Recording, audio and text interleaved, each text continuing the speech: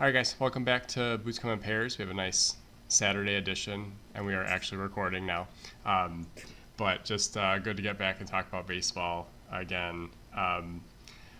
So far this season, I feel like the story has been arm injuries, the constant nagging arm injury, the UCLs, Tommy John surgery. We're losing a ton of pitchers.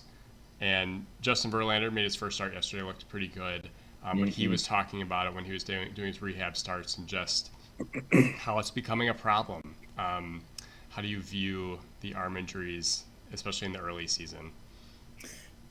it's super tough to process and kind of come to terms that some of the best arms in the game we're not going to see for at least a year, or in some cases half a year because of what happened last year. But I do think JV was right on with his take that he did a couple weeks ago. For those of you who haven't watched the clip, please watch it.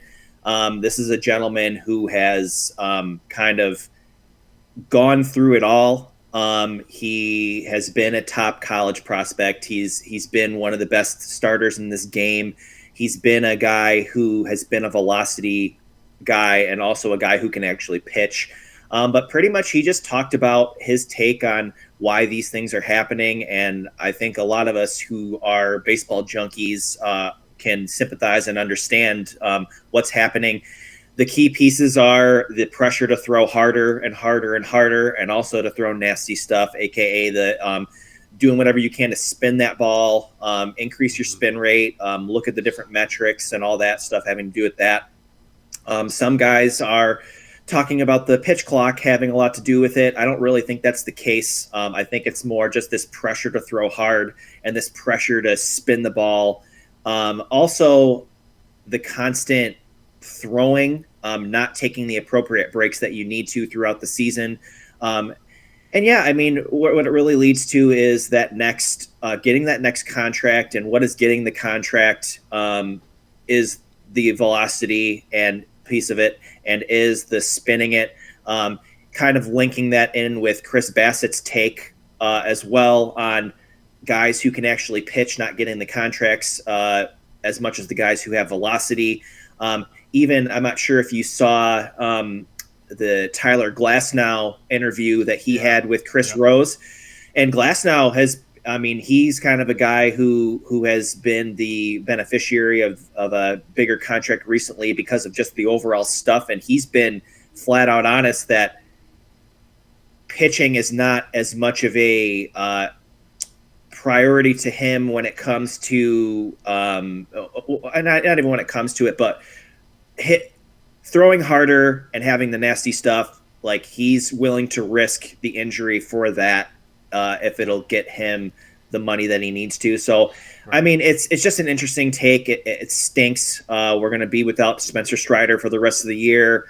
Shane Bieber was having a really nice year. You have the guys from Garrett Cole's not going to debut until uh, after the All Star break, most likely. He won the Cy Young last year. You have injuries to Framber Valdez right now, Kyle Bradish, all these guys. You're having shoulder and back issues as well. Just again, you're having to put more into it to try to get people out. They have more metrics on these pitchers than they ever have, so you really have to rely on this stuff and the velocity in order to get you through too.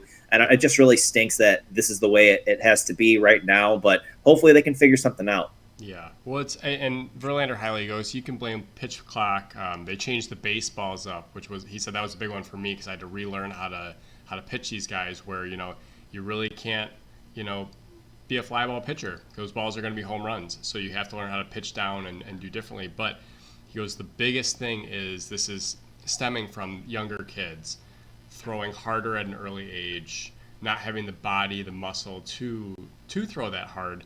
But they're teaching them how to do it because everyone wants to get to the big leagues. When you put a number out there like, "Hey, you got to hit 97 to be a big league pitcher," okay, let me go to this camp where they're going to teach me how to throw for velocity.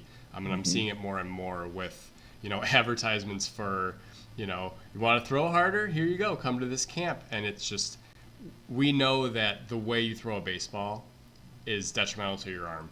Softball pitching has been shown that the way they pitch, that's why they pitch more often, is better for your arm. So when you're pushing that from an earlier age, which is what Justin Verlander was alluding to, you're going to have more injuries at this stage of your careers. And it's not as much of a shock that a guy has Tommy John. It's more of like, when is his first Tommy John coming? And then when will he be back? And will he be throwing harder? Because that's a lot of pitchers do come back and throw harder. But yeah, when you put a number out there, it's just hard to hit, especially for everyone who's not able to throw that hard. Yeah, and JV in his interview as well just talked about how he's a bigger guy too, and he grew into his body, and he has always been capable of throwing really hard, but he does it more so when he needs to. His MO, especially later in his career, has been like, all right, well, I'm going to sit in like the low to mid 90s, and then in the 8th inning, I just unleash like 100 because I can have that extra juice to get somebody out. But if you can really just operate at a comfortable velocity, move the ball in and out, spot it with some off-speed pitches, really focus on your location, pitching to contact. What's interesting is that I was watching the Cubs yesterday, and they flashed this graphic up on the screen of batting averages when it comes to the type of pitcher that someone is, or if they're inducing more ground balls. Like if you're hitting a ground ball, the league average is this. When you're hitting a fly ball, the league average is this. So it's becoming more and more common to pitch into your defense and to make, honestly, putting the ball in play is important. And I think these hitters are realizing that more. It's not really much about the fly ball rate, the spin rate anymore, hitting long balls. Like I see this shift more towards the contact piece of it. So you really have to make sure that your defense is on. Which is, if you're the Chicago Cubs, you have a lot of Gold Glovers around. You have a solid up the middle defense. If you're a Cubs pitcher or someone with a solid defense, like you're going to want to force them to the bad contact. You're going to want to hit your location. You maybe want to throw something with more movement, sinker or a two-seam fastball or a splitter or something that allows you to use your defense. You're not having 100 pitches in the 4th inning. You're able to get through 6 innings and not tax your arm. So yeah, I mean, just kind of focusing back more to pitching and forcing bad contact and all that. And learning how to pitch deeper into games, for Yes. sure. One thing that doesn't help that is when balls are not being called correctly behind the plate, i.e. Angel Hernandez. And CB Buckner. I was seeing some of that with Aaron Boone last night as well. There's plenty of guys that are bad, but Angel Hernandez seems to be particularly bad. Jeff Passan was kind of outlining, like he was throwing, the guy was throwing a cutter, and it was like, well, it's just because it's a nasty pitch, you can't pick it up, right? That's the problem with this. No, he's just really, really, really bad. And it speaks to what they're doing at AAA. Is using, the automated strike zone, the robotic umpire, essentially, and the challenge system. Given everything that's going on with this, Angel Hernandez is a unioned umpire. Is this the only way you get people like Angel Hernandez out of the game of baseball? What it does is it holds people accountable, and I don't think umpires have ever been held as much accountable as they have been nowadays, with all the video and all the replay, and Major League Baseball taking the steps to, at the end of the day, get the call right. Obviously, there's a skill and an art to pitch shaping, to receiving the ball as a catcher. Like these guys being able to not I don't really want to call it deceiving the umpire, but I mean, there's an art to it, to framing a pitch, to receiving a pitch, making it look like it's a strike when it's not. But what we have to do is hold these, like anybody in any job that they work, like you need to be held accountable when you make a mistake. Angel Hernandez has been getting away with this for way too long. His postseason ban, him not being able to umpire or officiate games that matter the most, which he has sued Major League Baseball for leaving him out, and he has been unsuccessful because the body of work speaks for itself. You have to have the best when you're playing the best baseball, the most important baseball. You need guys who do their job well. He doesn't deserve to be officiating, umpiring these games. The challenges and the ABS, it's only going to hold people more accountable. And you just got to wonder, like, does he not know? He has to know. He has to know that he's not doing a good job. The report cards are out. Like, it's Yeah. blatantly obvious that he's not doing a great job behind the plate. And I think Jeff Passan's right. Like, having an automatic strike zone will just hold them accountable more. It'll just make it that much more obvious that, hey, this is the job. You're not doing a great job of it. Why do we need to have blown calls? I don't get it. I don't understand. Like, we've eliminated the first base blown call. Why can't we eliminate the every single strike? Right. Why can't we just have it be correct? Why can't we just, have the strike zone be the strike zone and not have it be variable, and then pitchers know where they stand, batters know where they stand. Games will be faster. Rob Manfred, you want to speed up the game? You want to make it more watchable? Stop making it this atrocious, right? Yeah. And the other thing too is that, I mean, pitchers are just getting nastier and nastier. And to go back to the infamous kind of pitch sequence that has been sparking this controversy. I mean, we've been talking about Angel Hernandez for years. He's been bad for years, but you got this young kid, Wyatt Langford, who is trying to make a name for himself, knows the strike zone well. For him I mean, JP Francis, whatever, it's a slider or it's a cutter, like it's a nasty pitch, but he knows the strike zone well. When you're facing major league pitching is tough enough. But when you're trying to make a name for yourself as a young superstar in this game, getting rung up on pitches like that, like having a battle with the pitcher, like the pitch that he struck out on was almost 7 inches outside. That's like the worst blown call this year. All three pitches were out of the zone. They were out of the zone. Yep. But like you can't, like, the game is pushing more towards offense and making it harder and harder on the pitchers because they want to see excitement. They want to see the game move along. They want to see people score. But to me, that's a disadvantage to the hitter. I mean, it's not a strike. We have a strike zone for a reason. They shouldn't have to expand their zone and have a bad at bat because for something that's avoidable. And I don't know, what is your take? Do you think that, so what they're allowing pitchers to do and managers to do at the lower levels right now in AAA, we saw a couple of games ago, Paul Skeens is pitching. He challenged 2 pitches that were called balls and they were actually strikes, and he was able to end an inning because of it. Is this going to be something where it's automated all the time, or is it going to be like on a challenge basis when like a hitter or pitcher thinks they got screwed over on something? I don't know. What do you think? Yeah, I would say I like the idea of the challenge system. I don't know if you make it like an every pitch situation. I don't like limiting it. I don't like restricting technology.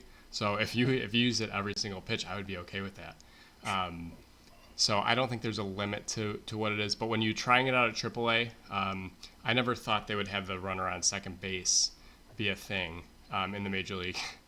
But it's here. So I think anything you're trying at AAA is the precursor for coming to the major league system. So I think it's a good thing. It holds umpires accountable. It takes less pressure, on the position of like having to be right, especially with like all the way they're sliding now. Like being able to review those things and see if the hand actually got in or if they actually applied the tag is a very big thing. And I think it's only a positive. Yeah, for sure. I agree with that. Absolutely. So we'll move on to maybe someone who needs a little umpire help. But Kyle Hendricks has not been very good. The Cubs were above 500 on the road trip. Not thanks to Kyle Hendricks. Both of his starts were pretty bad, letting up 7 runs the other night in Arizona. They had a big lead. What do they do, especially with Jameson Tyone pitching very well yesterday? what is the shelf life of Kyle Hendricks? How long can you continue to have him in the rotation? I know they wanted to have a six-man because of Shota, and get him more comfortable, who has been phenomenal so far. But what do you do with Kyle Hendricks when you get Justin Steele back? When you get everyone's back fully healthy, pitching well? It's so tough because we love Kyle so much. He's done so much for the team, the franchise, the fan base. He's just that textbook, calm, cool, collected guy. Very intelligent, fields his position well. Yeah. He's the epitome of what a pitcher is. I mean, they've donned him the professor, which is kind of an ode to Greg Maddux. Pitches the same kind of way. He's the last guy from the World Series team too. He's the last guy from the. There's lots of sentimental value. He has had an incredible Major League Baseball career. He's been a bad contact guy and just done so with moving the fastball in and out, having a nasty changeup, and really embodying what it means to be a pitcher in this game, not a thrower. His 2016 season was unbelievable.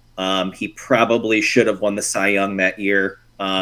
He took third. The Cubs had three guys on that list, and Kyle was the best out of the three. And I think he should have won over Scherzer for sure. Just the things he was able to do. His ERA plus during that season was elite, like at a Cy Young level. His postseason was incredible. The last few years, he's battled through COVID, through some injuries. I thought he pitched quite well last year, considering all that he had to go through battling back from injuries. But what it comes down to now is that there's just these games are too important. The Brewers are a really good team. They're playing really well. Cincinnati can't be written off. St. Louis can't be written off. The Pirates are playing good baseball. The other teams in the National League are quite good. The Cubs really need to pitch well, especially get innings out of their starters if they want to be competitive. And when you're giving up 24 earned runs in 17 innings, given up 7 homers already, has walked 7 guys already, you're completely not competitive, and that not only taxes your defense and your bullpen, but it taxes your offense as well. They feel like they need to score 8 runs plus a game in order to keep you in it. So with Tyone coming back and pitching extremely well yesterday, pitching to contact, I believe 17 first pitch strikes, was pounding the zone. You have guys like Assad. Hendricks is going to make his, or not Hendricks, but Steele is going to make his way back. Ben Brown's pitched extremely well. You have guys who are giving you meaningful innings and getting you deeper into the ball game. They just can't afford to be giving up a start to someone who can't pitch. Kyle has been up in the zone with an 88-mile-an-hour fastball. They're going to take that out of the park. You saw it in the game he pitched against Arizona. So I love the guy, and I hope he figures it out. I think he'll get a few more starts to figure it out, but they're like 7 deep. They're very deep. And JMO was really forward about that yesterday. He said, we're a deep lineup when it comes to our offense and our defense. They have a lot of good arms. Their AA and AAA teams are ranked amongst the best in baseball. Both the Iowa Cubs and Tennessee Smokies are top 20 teams, minor league organizations. So they're ready. Smokies yesterday I saw were ranked right behind Norfolk, Baltimore, as the best team in the minors. Yeah. So most talent wise. You're right. They have a lot of arms. If they're all pitching well. Tyone's streaky.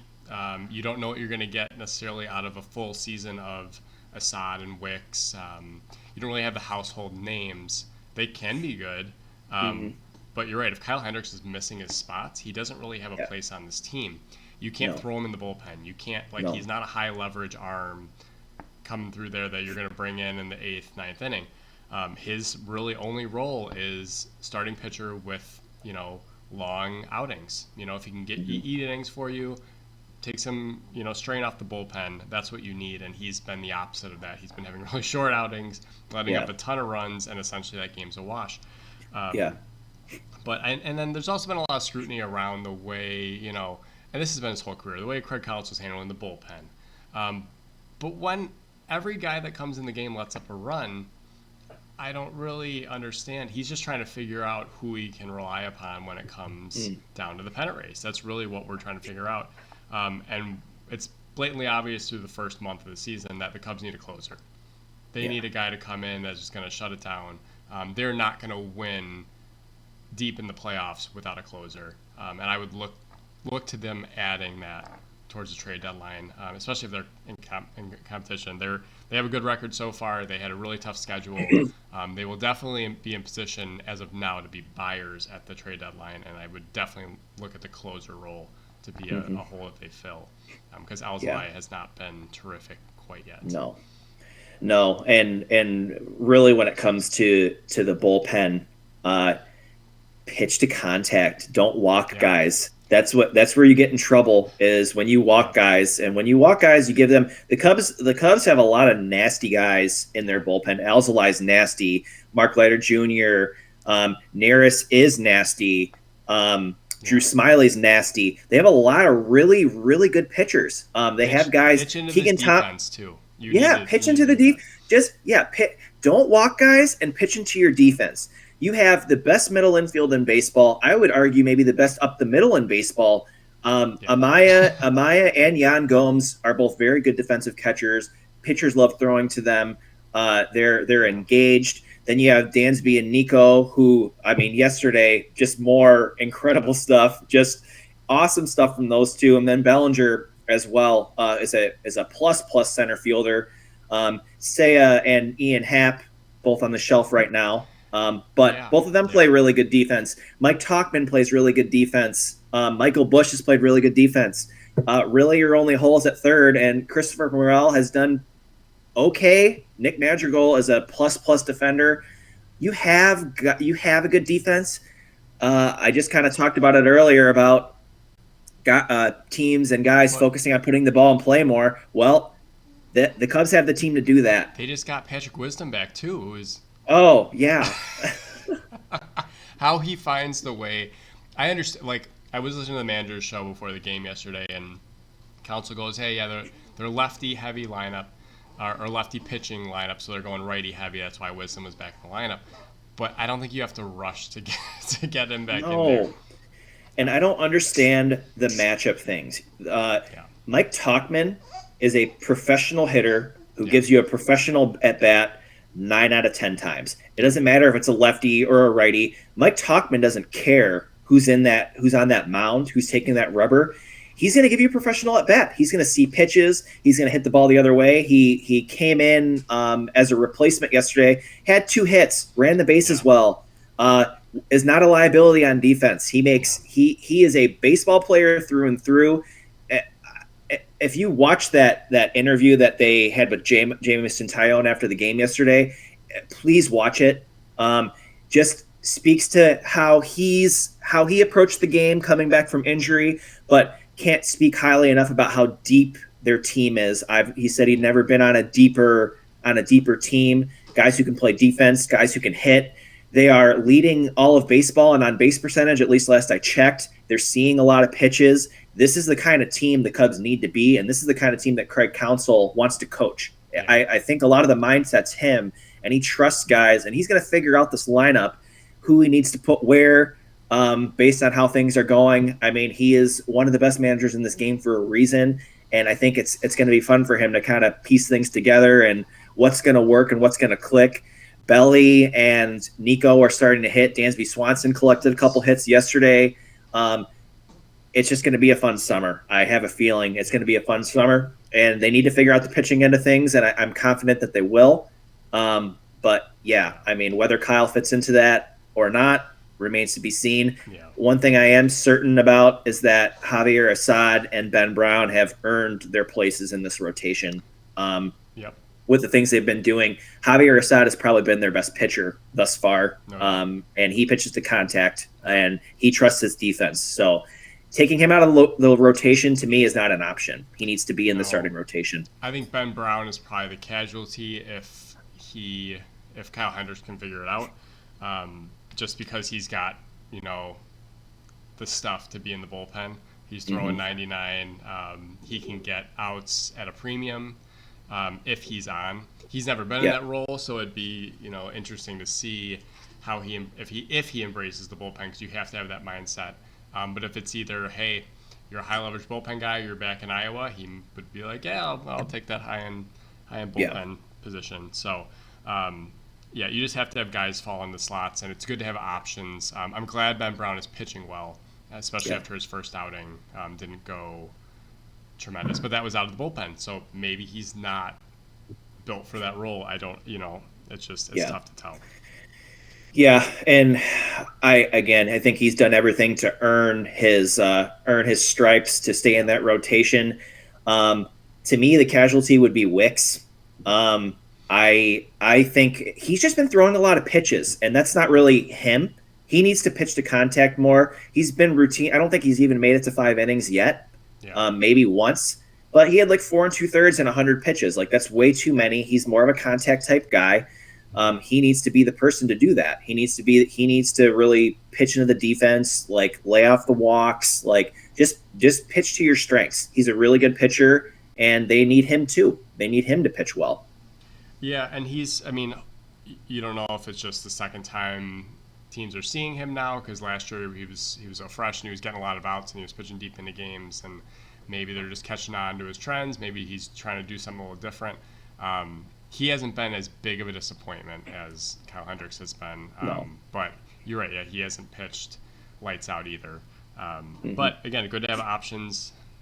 My fear is that these guys aren't built to pitch in October. That would be my only reservation, is like, great, we need to get them some postseason innings, and then we'll see where they're at. That's the only downside of that, especially when you're starting the season with a lot of young arms. As the season progresses, teams figure them out. There's more tape on them. There's more, they know what their stuff does. They know what their tendencies are.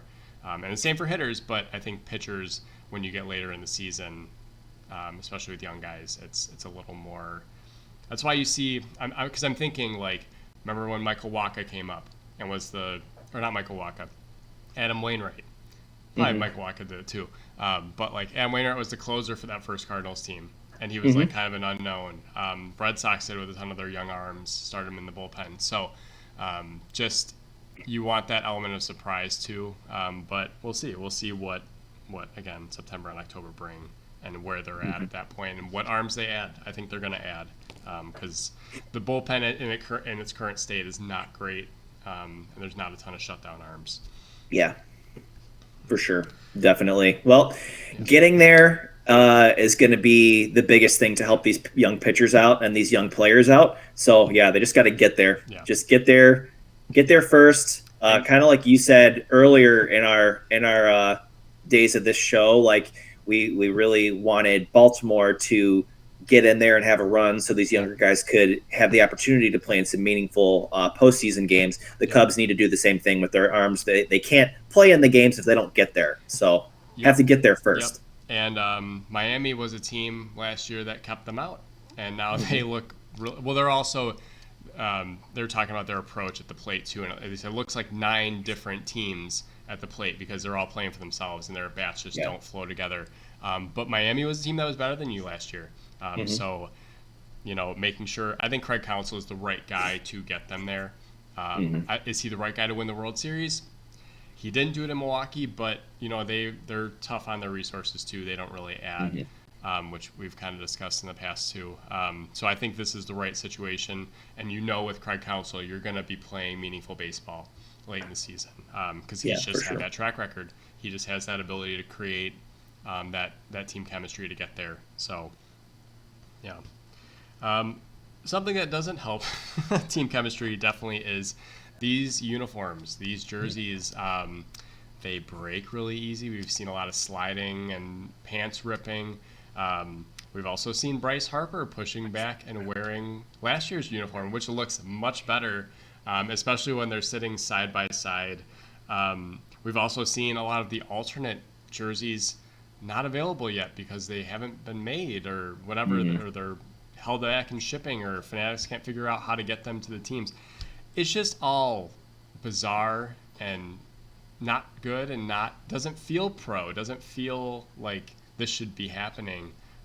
What's your view, especially with, again, some pitchers also taking the option to wear last year's uniforms? What's your take on especially the Bryce Harper situation? I am loving Bryce Harper more and more as the games roll on. He's been saying a lot of the right things and doing a lot of the right things, especially over the last few years to win me over as a fan.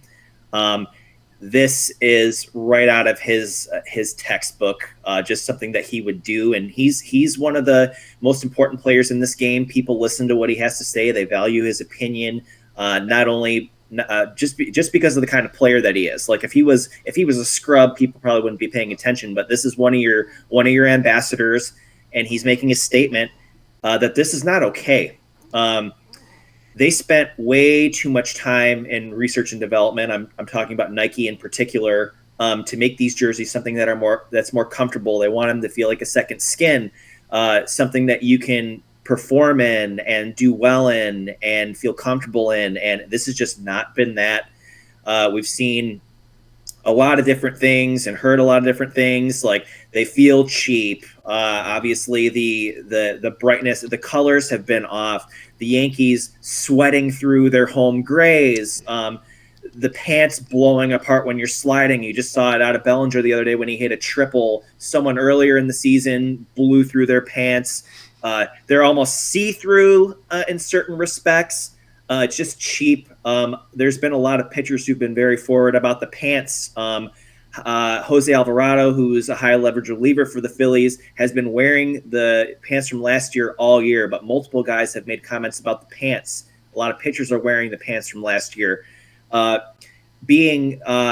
never obviously been on the pro level, but pants when you're pitching and playing in general mean a lot. When I was in high school, we were forced to wear our pants down. They were tight. You couldn't run. You couldn't get your leg all the way up in your leg kick. You couldn't stride very far. So being comfortable is important. I bought my own pants. They were nice. They were comfortable. My varsity coach was kind of giving me a hard time about it. I'm like, well, I'm trying to give you the best version of myself, and I need to be comfortable. This should not happen on the major league level. Nike and Fanatics are going to have a lot of explaining to do this year. As far as I'm concerned, is an absolute wash. Yeah. They need to do damage control. Nike, when it comes to their products in general, they have been getting way cheaper. Their shoes, they haven't been focusing on the segments that have made them a household name. They're getting overtaken by other brands. They need to do damage control as far as this year is concerned, and next year they need to knock it out of the park because this has been a colossal failure. It's gonna hit them when the jersey sales are down, right, and no one's buying their product. That's really when they're gonna make a change. Obviously, they committed to this season. They're gonna see it through because they put a ton of money into it, and they're not gonna retract it. But you'll probably see some significant changes to next year. Because they do. Every year it's a different product, right? It's not the same jersey. There's always little tweaks, but they probably need to just revert and run the other direction.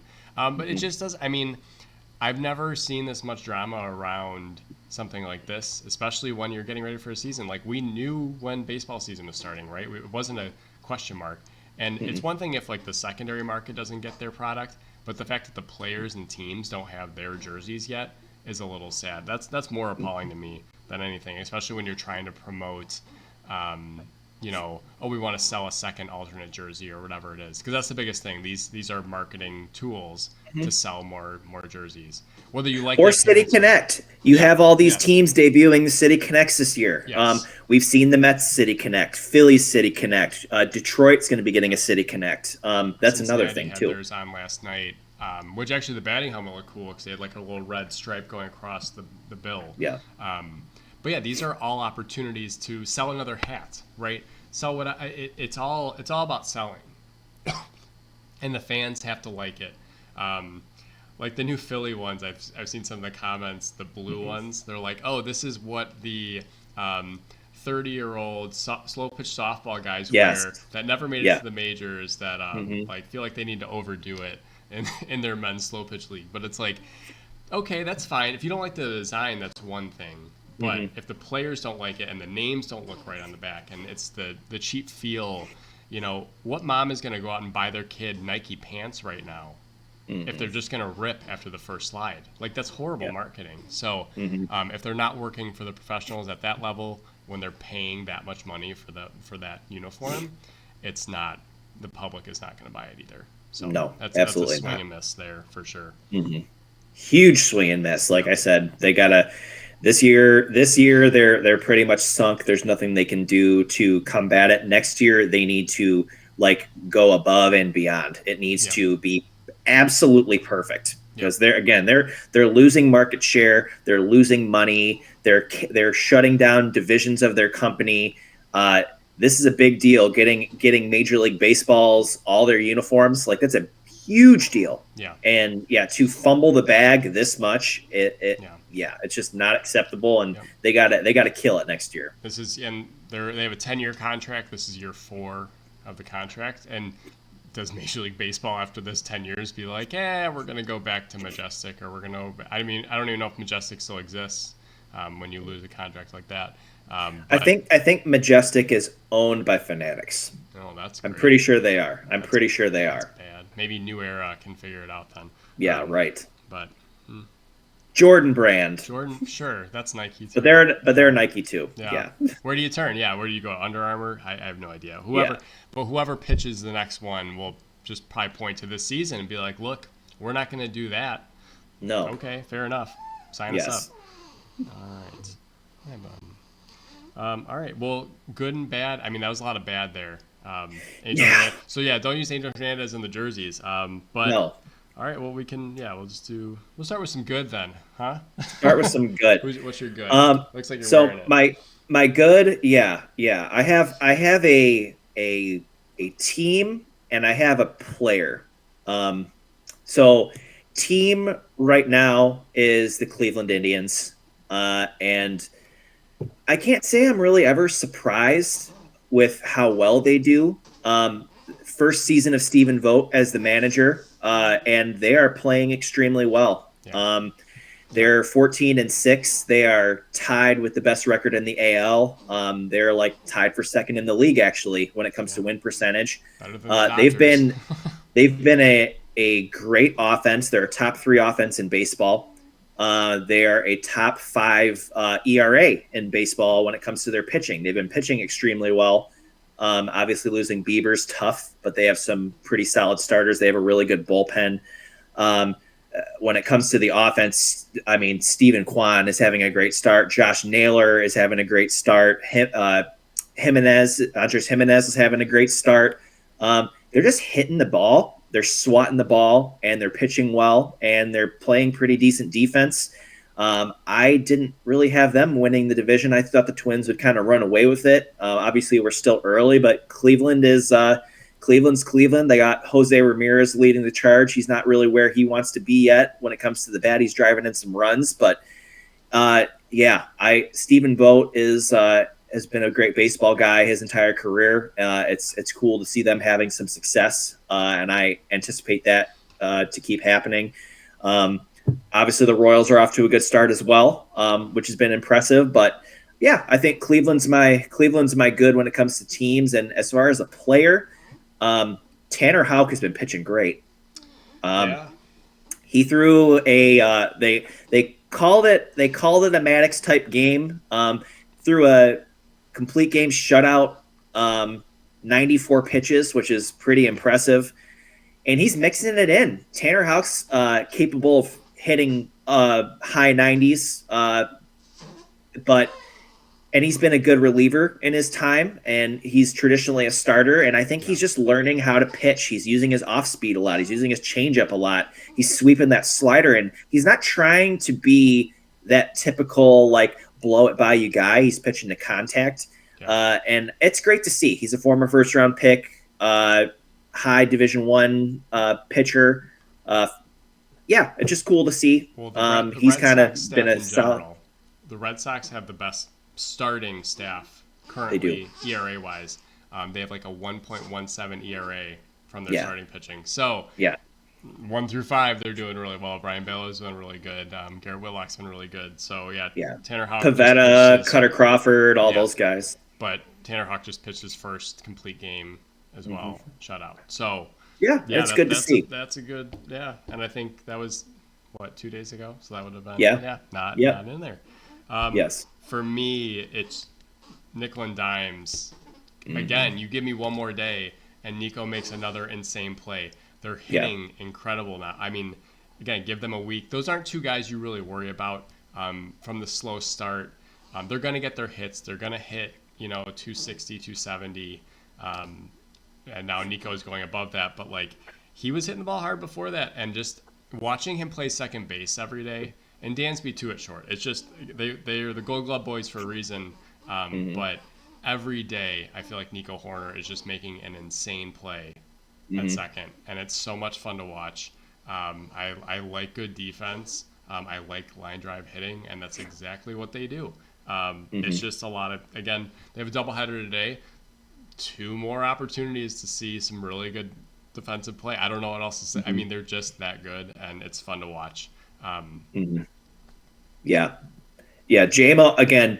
I keep going back to this interview they had post game with Jamison Tyone, and they brought up Nico. One of the reporters brought up Nico Horner, and he just couldn't say enough good things about him. And he said Nico is just that guy who has energy every single time out, and it's kind of the you go we go kind of thing. As Nico Horner goes, the Cubs get propelled forward. They have a lot of really nice players on their team, but Nico, the best thing is just seeing him healthy and seeing what he's capable of. And they were talking about the play that he made yesterday, which for those of you who didn't see it, it was a backhand up the middle, jump throw, perfect, right on the money. And JMO was just like, you don't expect guys to make that play. Like, he looked at it and he thought it was a hit for sure. And then to see him make it, it's just, he's just worked on the craft so much. But the energy part of it, and him hitting, he's a line drive hitter. He's a student of the game when it comes to being at the plate.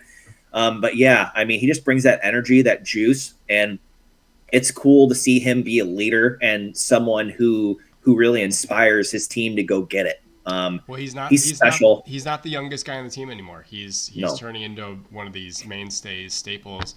And even Dansby was talking about yesterday, post game, and because he won't talk about himself, he's like, no, we're just we're playing baseball, whatever.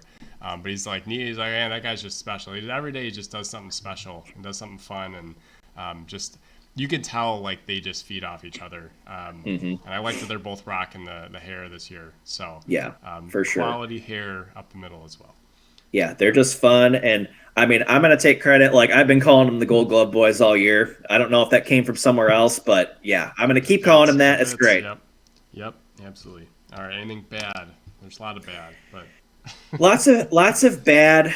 I'm gonna call them bad right now, but they're just going to keep getting more pieces back and get into themselves, and they're going to be cruising. Right now, the Houston Astros are not playing their best baseball. No. They're 7-14, bottom of the AL West.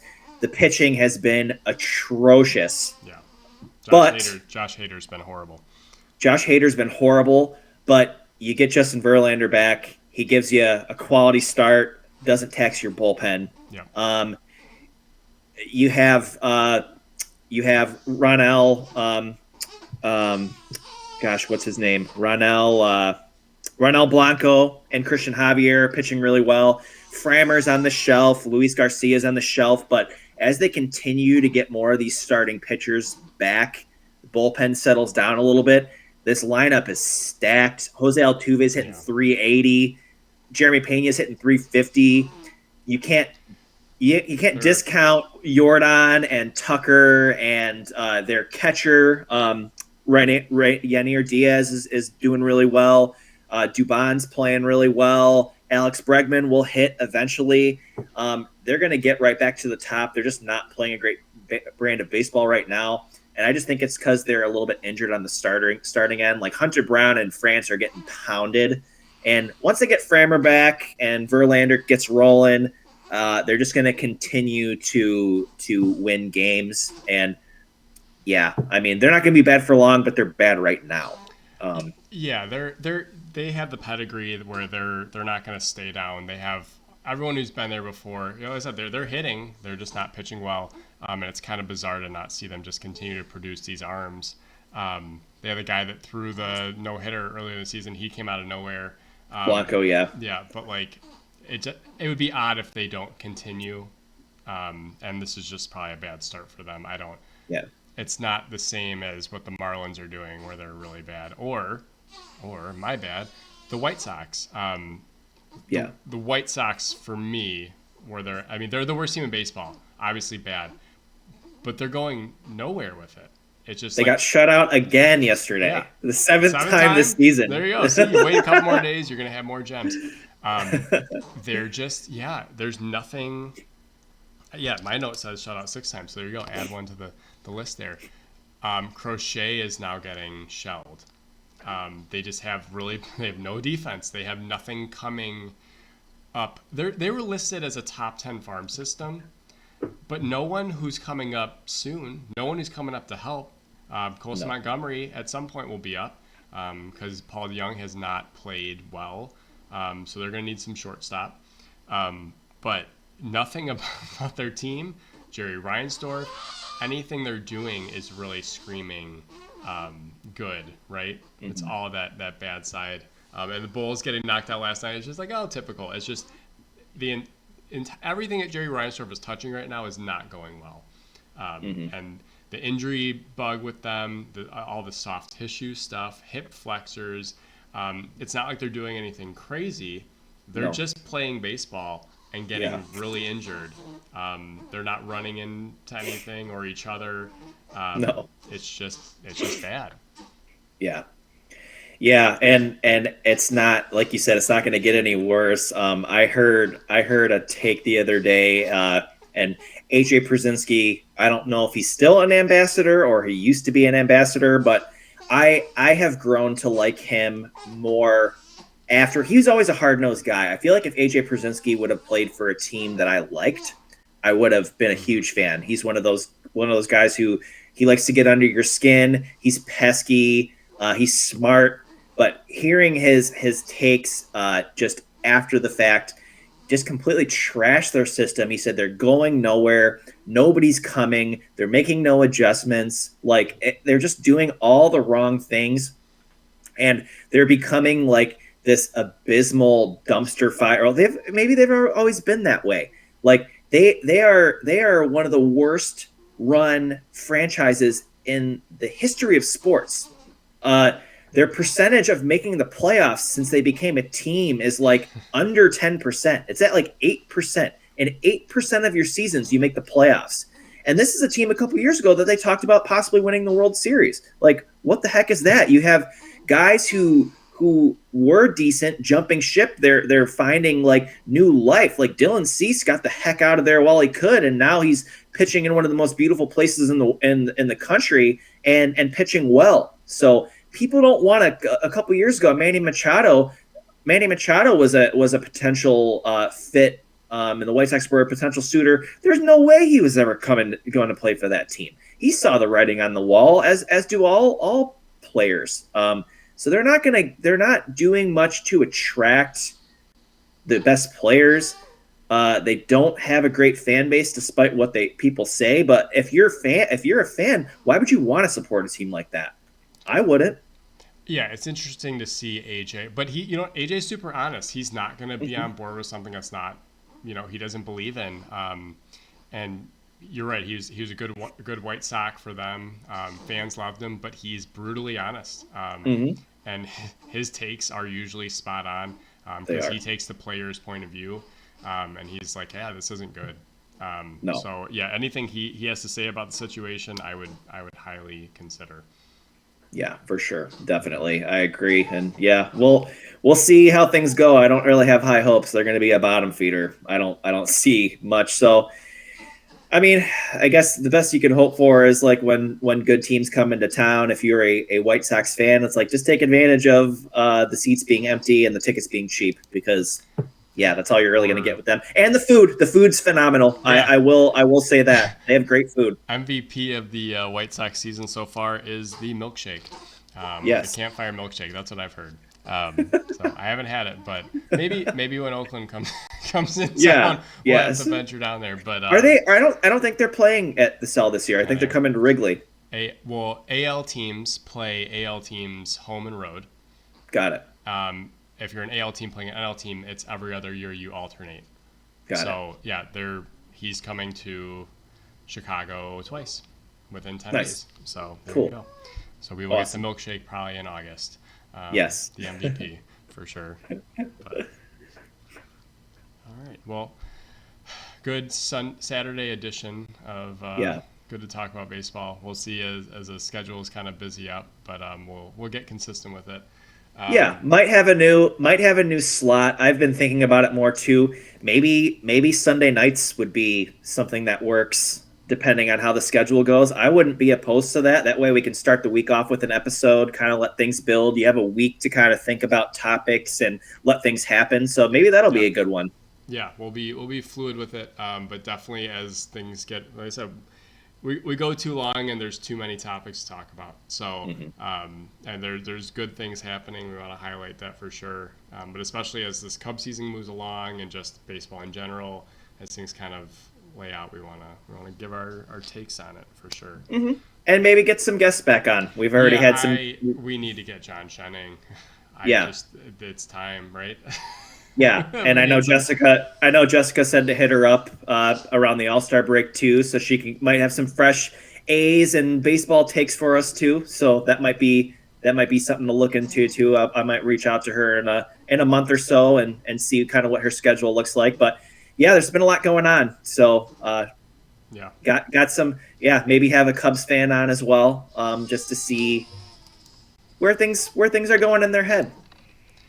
Yep. Yeah, we need Sir on too, but we'll see next Yes. week. We got some actual live baseball action next week. We're gonna go see Yes. the Yankees when they come into Milwaukee. So Yeah. that'll be fun. Lots of fun for sure. Until then, booze come in pairs. All right, take it easy. Peace.